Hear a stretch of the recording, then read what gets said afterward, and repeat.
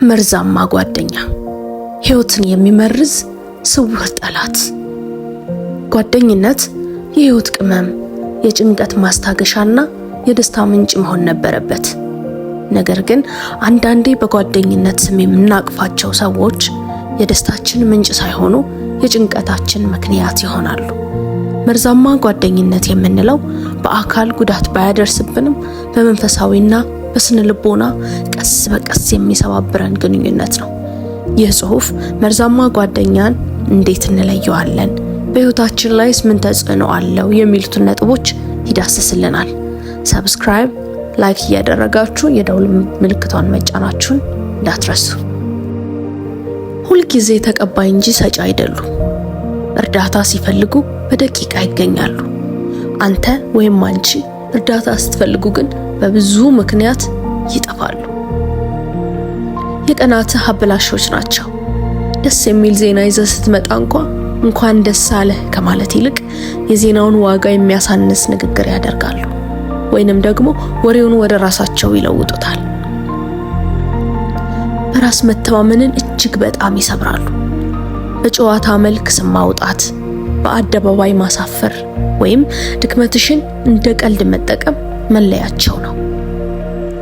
ቅናትና ውድድር፣ ካንቺ በላይ መሆን ይፈልጋሉ። ያንቺን ስኬት ለነሱ ሽንፈት ይመስላቸዋል። ጥፋተኛ የማድረግ ጥበባቸውስ ምንም ስህተት ባትሰራም ሁልጊዜም እንዳጠፋ እንዲሰማ የማድረግ ልዩ ችሎታ አላቸው። መርዛማ ጓደኝነት ከቀላል አለመግባባት ያለፈ ጉዳት አለው። የስነ ልቦና ጫና፣ ከነሱ ጋር ተገናኝተ ስትመለስ ኃይልህ እንደተመጠጠና እንደደከመ ይሰማሃል። ያ ጭንቀት፣ ምን ይሉኝ ይሆን ወይም ይህንን ብናገር ይናደዱ ይሆን የሚል ስጋት ውስጥ ስለሚከቱ ሁልጊዜ ጥንቃቄ ውስጥ ትኖራለህ። ራስን መጥላት፣ የማያቋርጥ ትችት ሲሰነዘርብህ ውሎ አድሮ ትችቱ እውነት ይመስልህና በራስ ላይ ያለ እምነት ይወርዳል። ብዙዎቻችን መርዛማ መሆኑን እያወቅን አንወጣም። ለምን? የቆየ ትውውቅ፣ ከልጅነት ጀምሮ አብረን አድገናል የሚል ተራ ፍልስፍና። ሌላው ብቸኝነትን መፍራት፣ እሱን ወይም እሷን ካጣሁ ማን ይኖረኛል የሚል ስጋት።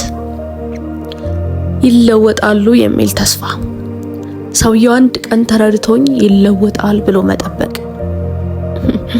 ይህ ሁሉ ነገር ግን መፍትሄ አለው። የሴቶች ጓደኝነት እጅግ ጠንካራና ደጋፊ ሊሆን ይችላል። ነገር ግን መርዛማ በሚሆንበት ጊዜ ግልጽ ከሆነ ጠብ ይልቅ በስውር ደባ፣ በቃላት ወጋ እና በስነ ልቦና ጫና የታጀበ ይሆናል።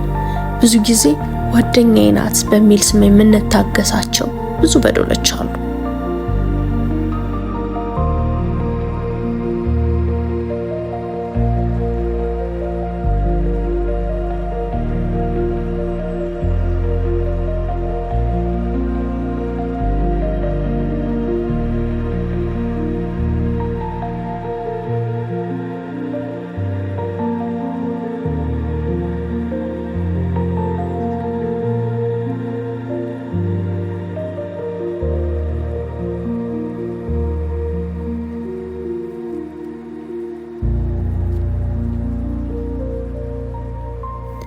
ፊት ለፊት ከመናገር ይልቅ በሽሙጥ መናገር፣ ፊት መንሳት ወይም በሰው ፊት ለቀልድ ነው እያሉ ማሳፈር።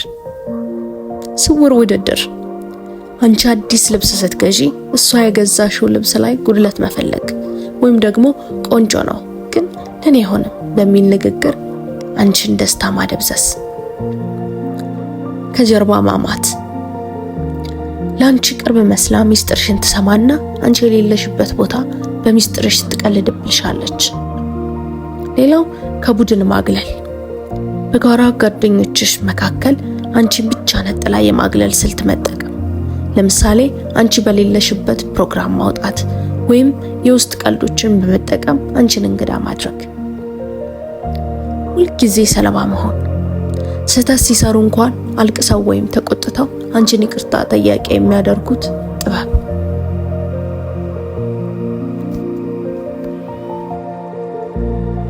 ሌላው የውሸት አድናቆት።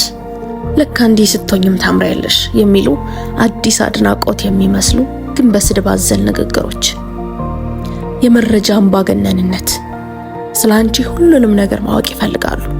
እነሱ ግን ስለራሳቸው ምንም አይነግሩሽም።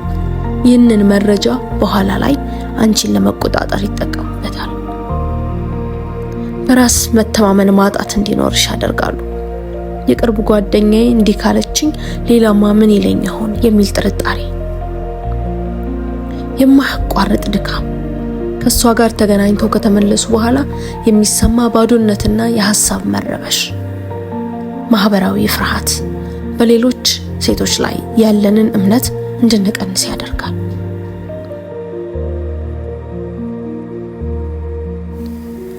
የመርዛማ ጓደኞች ተግዳሮቶችን እንዲህ ብለን ከዘረዘረን ዘንዳ አሁን ደግሞ ወደ መፍትሄዎቻቸው እንገባለን።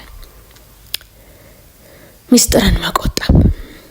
መርዛማ መሆኗን ካወቅሽ በኋላ የግል ታሪክሽንና ድክመትሽን መንጎር ማቆም አለብሽ።